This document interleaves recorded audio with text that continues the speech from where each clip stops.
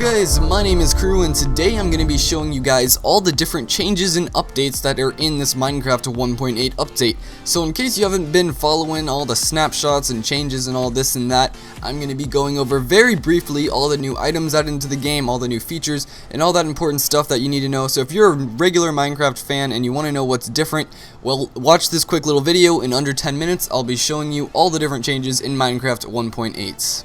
3 new blocks have been added into the game: granite, dorite, and andesite. These are all decoration blocks and can be found naturally in caves similar to dirt and gravel. They can also be crafted 2x2 in a crafting table to form their polishing forms. These are just decoration blocks and can also be made using a variety of cobblestone and quartz. So there's a new block added into the game called slime blocks. They are crafted using 9 different slime and have very cool bouncy characteristics. Now you can create all sorts of different machines using these blocks that are found all over YouTube. Tons of flying machines, bouncy machines, pretty much anything people can think of. Now these slime blocks are very sticky and they tend to stick to each other and other blocks. You can see here you can use one piston to push up to 12 different slime blocks, and pretty cool. While you're standing on this block, if you push it with a piston, it will actually launch you in the air, and you can see there are certain blocks that do not get affected by these slime blocks and don't stick to them, such as obsidian and unmovable blocks like chests and furnaces and stuff like that. Now a couple of cool things you can do with these slime blocks is if you actually hold space and fall on them, it will stop your fall, and if you hold shift, it completely stops your fall, but you do end up taking damage from this. Slime blocks do have the ability to launch entities such as players, mobs, or items. Rabbits are a new mob added into the game. Upon death, rabbits end up dropping rabbit hide, which can be turned into leather. They also end up dropping raw rabbit, which can be baked and turned into cooked rabbit. Sheep also now have the chance of dropping muttons, which can be cooked into cooked muttons, and the player can eat those. There's also a new stew added into the game, rabbit stew, which is crafted just like this. To breed a rabbit, you first must tame it. Taming a rabbit is very much like to taming an ocelot. You must hold a carrot and the rabbits will hop towards you. When they are hopping towards you, you can then right click them on with a carrot. Where are you going, buddy? You can then right click them with a carrot and they will be tamed. To breed a tamed rabbit, you can either use carrots, golden carrots, or dandelions. Yes, you can use dandelions. A semi-rare drop that rabbits can have are rabbit foot, and if you put rabbit foot in a brewing stand, then you can actually brew the new potion. And that new potion is Potion of Leaping, which gives you a jump boost effect. Okay, so a couple random things. There is a new trapdoor. It's crafted just like a normal trapdoor but with iron, and it cannot be right clicked. It has to be redstone powered to open and close. There's also a new mob called an endermite. These guys do not spawn naturally. They spawn whenever an enderman teleports, or if you throw an ender pearl. Has a 15% chance of spawning when an enderman teleports, or a 5% chance when you throw an ender pearl. And they behave sort of like silverfish, meaning if you leave them alone, they will actually burrow in a block. There are new water temples that spawn naturally in oceans. These guys spawn these new mobs, guardians, with them, and guardians are hostile towards squid and towards players.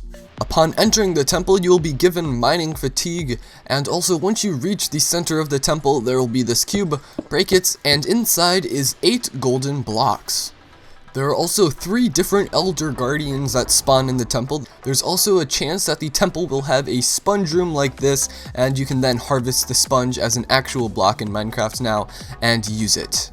Sponges can be used to suck up water, just like that, and once they suck up water, they will be turned into wet sponges. You can then cook wet sponges to turn them back into dry sponges, which you can then use them again to suck up water, and it's a pretty cool new block. Now, upon killing guardians and elder guardians, you get Prismarine. Now, Prismarine can be crafted into an actual Prismarine block. You can use 9 of them to make this Prismarine brick. You can also add an ink sac in there to make dark Prismarine. And when you kill the elder, you get Prismarine crystals, which you can combine with Prismarine shards to get yourselves a sea lantern. There is also skin customization now, so if you go into your options in skin customization, not only can you have a hat on, but you can have jackets and sleeves and pant legs, and you can also have different arms, so both of your arms don't have to be exactly the same. Villager mechanics have now been changed. Villagers are actually able to harvest and plant wheat and carrots and potatoes and stuff like that. And as you saw there, villagers are even able to take the wheat that they have collected, turn it into bread, and toss it to a villager friend who has no food. So greatly improved upon, and really cool features. I've taken advantage of these new features, and I've actually created a fully automatic wheat farm where you just plop in your own villager and it does everything completely automatic, getting you tons of wheat and seeds. If you want to see my video on that, then be sure to check the description, or there'll be an annotation on the screen. There's also a new world generation option. If you click on this and go into customized, you can customize pretty much everything you want in your world, and there are also a ton of cool presets such as lava world or having no water, caver's delight, a bunch of cool things like that. And there's one more thing. While you're clicking this, if you actually hold shift, there's a new debug mode. This world actually generates it has one of every single block. This is mainly used for texture pack creators, so if you're making texture packs, then you can use this and look at what each block looks like. Enchanting has actually been changed as well. When you click this and you put in an item, you can see that it is significantly different. It now takes lapis to enchant. This number here indicates how much lapis it's going to take, 1, 2, or 3. And the guy on the right indicates how many levels you need to enchant this sword. It also tells you one of the things that you could possibly get when you enchant your sword. So you can see here, if I do this guy, 30 level enchant, then it's going to give me looting 3. Now I don't really want looting, not a good enchantment, so let's try putting in a book, see what it gives me. Respiration 3, you know what, that's pretty good, so I'll click it. What does it give me? It gives me Respiration 3 and Depth Strider. That's actually the new enchant I forgot to mention, that allows you to walk faster underwater, helpful exploring those underwater dungeons. And you can see it's only taken 3 levels away from me. However, I cannot do the 30 level enchant, so we'll have to give myself some more levels. 57 sounds good enough, and I can now do the 30 level enchant again. We'll put in some lapis, and you can see it's looting 2, so it changes. If I don't want looting 2, then I can enchant my helmet, unbreaking, sure, whatever. And now if I put my sword back in here, you can see it's now fire aspect. So overall, enchanting has changed. It's a lot better, it's a lot cheaper to do stuff, and you can control what you actually want to enchant. You know, if I don't want unbreaking, enchant your chest plate first, or a book, and then put your shovel back in, and now you can get efficiency 4. So it's a lot easier to enchant, doesn't take as many levels, and same goes for repairing. So repairing significantly cheaper. You can see this only cost 1 level. So there are a couple blocks that we can get now that we couldn't get before, such as mossy cobblestone, and you can also get mossy stone brick. Before, these were only able to get in strongholds. You can also now craft chiseled stone brick, like so, just using some stone slabs there. And if you actually cook regular stone brick, then it gives you cracked stone brick, which is cool, great features, and you couldn't get these blocks without going into a stronghold before. Item frames now have 8 different positions instead of 4, and if you actually use a comparator in the back, then depending on which way you turn it, it emits different levels of redstone. So this can be used to make some secret hidden doors and really cool traps. It is also worth mentioning that doors can now be stacked up to 64, buttons can now be placed on the ground and on the ceilings, dispensers can now be used to dispense pumpkins, to spawn golems and withers like that, and activation rails now shake the minecart, pushing the player off the minecart, which can be handy for minecart stations and stuff like that. Beacons can now be colored by placing stained glass on top of them. This changes the beacon light, and if you use different types of stained glass, you can combine pretty much any color you want. Doors are now added for each different type of wood. This also comes along with each different type of fence and fence gate to make your houses look that much better. Red sand can now be crafted into red sandstone, chiseled red sandstone, smooth sandstone, stairs, and half slabs.